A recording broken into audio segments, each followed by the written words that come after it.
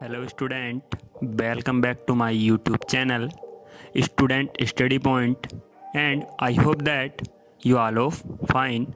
So let's move on to a new topic which is to be just discussed today. So let's start. Hello student 11th class से बात करते हैं 6 chapter से। ठीक है, तो देखिए 6 चैप्टर में क्या था। अब जो हमने इससे पहले बात कर रहे थे हम किसकी, जो हमने बात की थी आपके इससे पहले गतिज ऊर्जा वगैरह के बारे में। ठीक है, काइनेटिक एनर्जी और वो जो ऊर्ध्वाधर गति वर्टिकल प्लेन में क्या था, सर्कुलर मोशन था, इन सब के बारे में बात कर चुके हैं। तो लास्ट वीडियो में हमने सर्कुलर मोशन की बात की थी वर्टिकल प्लेन में। आज बात करते हैं पावर की। तो पावर क्या होती है, देखिए शक्ति क्या है। तो शक्ति क्या होती है, देखिए कार्य, ऊर्जा और शक्ति तीनों ही चीजें क्या है, लगभग कोई ज्यादा डिफरेंट नहीं रखती हैं। वर्क और एनर्जी जो समतुल्य राशि होती है, ये हम आपको पहले ही बता चुके हैं। तो देखिए पावर क्या है, तो जो कार्य करने की समय दर है, आप ये समझ के चलिए, यानी कार्य करने की दर क्या कहलाती है, शक्ति कहलाती है। यानी कोई वस्तु रिप्रेजेंट करते हैं पी से, तो कोई वस्तु जो कार्य करती है समय के साथ, तो उसको क्या कहते हैं, पावर। मात्रक होता है वाट, क्या होता है, वाट। ठीक है, और ये क्या होता है, इसका छोटा मात्रक होता है। इसके बड़े मात्रक और भी जैसे किलोवाट है, इस तरीके से। इसमें एक इम्पोर्टेंट है, तो एक उसको बोलते हैं एचपी यानी हॉर्स पावर। वो होता है 746 वाट। ठीक है, एक हॉर्स पावर बराबर 740 वाट। अब ये हुआ क्या, पावर के बारे में। ठीक है, नेक्स्ट टॉपिक है कोलिजन यानी संघट। तो देखिए संघट क्या है, ऐसा होता है कि दो या दो से अधिक वस्तुएं क्या करती हैं, आपस में जब टकराती हैं, तो इसी टक्कर को क्या करते हैं हम, क्या बोलते हैं, कोलिजन बोलते हैं। यानी एक दूसरे का, वस्तु का आपस में, यानी एक से अधिक हो या दो वस्तुएं हो, तीन हो, इनका आपस में टकराना क्या कहलाता है, कोलिजन कहलाता है। दो तरीके का कोलिजन होता है। ठीक है, कौन सा, इलास्टिक और इनलास्टिक। ठीक है, प्रत्यास्थ और अप्रत्यास्थ, दो तरीके का होता है। तो देखिए प्रत्यास्थ की कैसे पहचान करनी है कि रेखीय संवेग प्लस गतिज ऊर्जा दोनों की दोनों क्या रहती हैं, कांस्टेंट रहती है, यानी संरक्षित रहती हैं। ठीक है, आप कह सकते हो नियत रहती हैं, संरक्षित रहती हैं, जो मर्जी आपको कह सकते हो। रेखीय संवेग और गतिज ऊर्जा दोनों की दोनों कैसे क्या रहती हैं, संरक्षित रहती हैं। अगर किसी टक्कर में, यानी वस्तु क्या कर रही हो, टक्कर कर रही हो, संघट कर रही हो, यानी कोलिजन में हो, और उनका रेखीय संवेग और गतिज ऊर्जा दोनों की दोनों क्या हो, क्या कह सकते हो, आपकी संरक्षित हो, तो ऐसी चीज, ऐसी टक्कर क्या कहलाती है, इलास्टिक कोलिजन। ठीक, अनइलास्टिक में क्या होगा, केवल रेखीय संवेग क्या होता है, कांस्टेंट रहता है। केवल गतिज ऊर्जा क्या होती है, गतिज ऊर्जा में क्षय होता है, यानी परिवर्तित होती है। तो ऐसे टाइम पे रेखीय संवेग केवल क्या होता है, कांस्टेंट होता है। किसमें, इनइलास्टिक यानी अप्रत्यास्थ संघट में। तो दो तरह का कोलिजन है, इलास्टिक और इनइलास्टिक।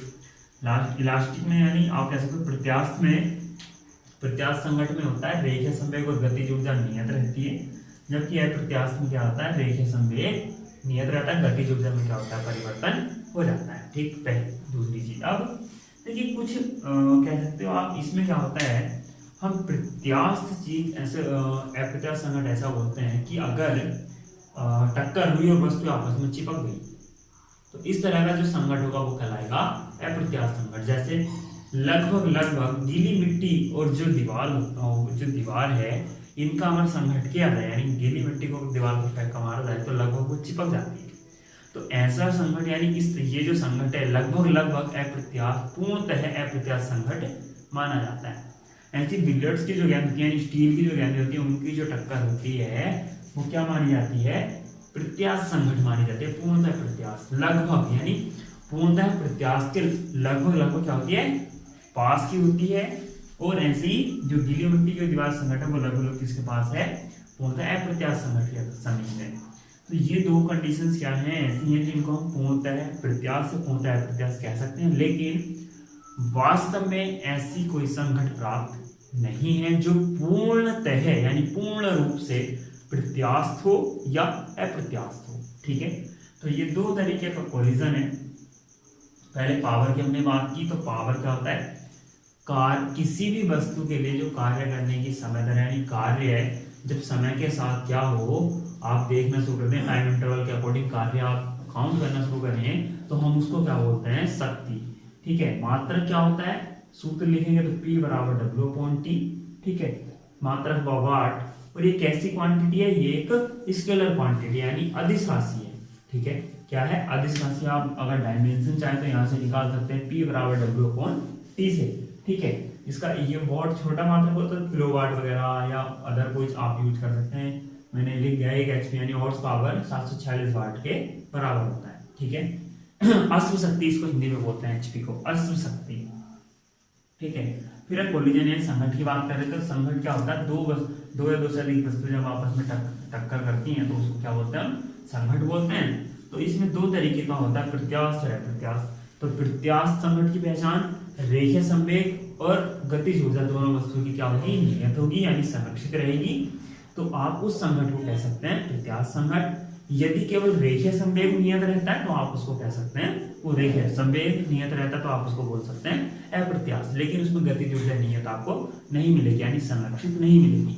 उसमें गतिज ऊर्जा किसी न किसी रूप में परिवर्तित हो जाएगी या कुछ ना कुछ क्षय, मतलब उसमें गतिज ऊर्जा में क्षय हो जाएगा। ठीक है, आगे देखिए, मैंने अभी आपको दो एग्जाम्पल दिए, एक क्या, गीली मिट्टी का दीवार से और स्टील की गेंदों की टक्कर।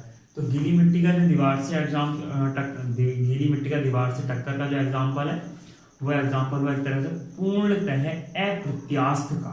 ठीक है, लगभग यानी बहुत समीप उसके, इससे ज्यादा निकट कोई और एग्जाम्पल नहीं है पूर्णतः प्रत्यास्थ होने के लिए। ठीक है, और पूर्णतः प्रत्यास्थ के लिए स्टील की जो दो गेंदें हैं उनकी जो टक्कर होगी तो वो ही टक्कर लगभग पूर्णतः प्रत्यास्थ टक्कर के समीप होती है। इसलिए दो स्टील की गेंदों की टक्कर को क्या माना जाता है, लगभग पूर्णतः प्रत्यास्थ माना जाता है। तो आई होप कि आपको दोनों ही चीजें समझ में आई हो। तो थैंक यू फॉर वॉचिंग, और लाइक और सब्सक्राइब का शेयर करना ना भूलें। Thank you for watching.